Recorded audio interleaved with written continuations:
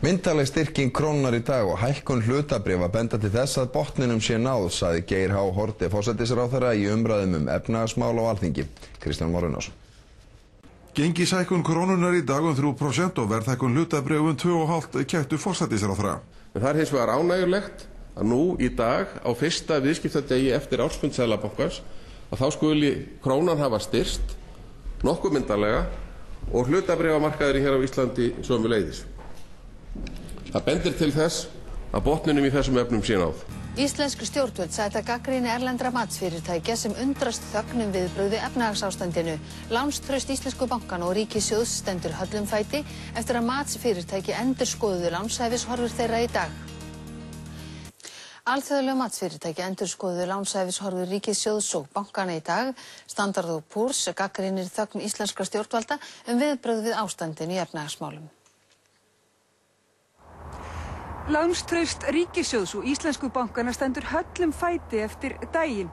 Á sama tíma og alþjóðlegir fjölmiðlar og greiningadeildir virðast á einu máli það að staða íslensku bankana sé mun traustari heldur en gengi þar á mörkuðum, segir Telum.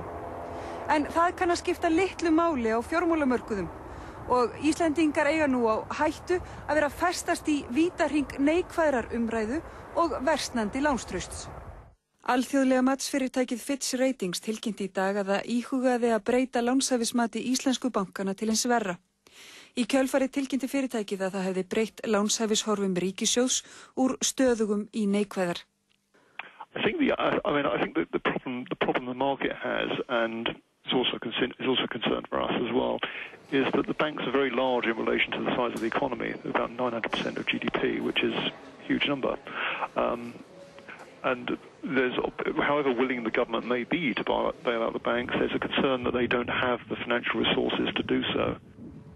Matsfyrirtæki Standard & Poor's tilkynnti í kjölfarið að það íhugaði að lækka lánshæfismat ríkissjóðs. Þá hækkaði skuldatryggingarálag bankana enn í dag.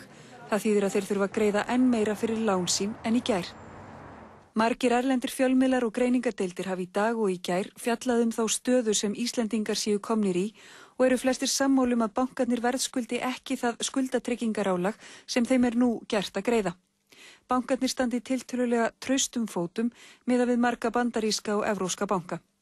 Örlög bankana ráðist af miklu leyti af móðursýki á mörkuðum. Do you feel that you are contributing to the hysteria by downgrading the ratings? I think a lot of the damage has already been done, really, because those CDS swaps are already up at close to 1,000 basis points. So the market, in a way, what we've done is really just reflect what has been a rather swift change in market sentiment over the last couple of weeks. Standard & Poor's kvartar undan því í tilkynningu sinni að upplýsingar skorti það hvernig ríkisstjórnin ætla að bregðast við ástandinu.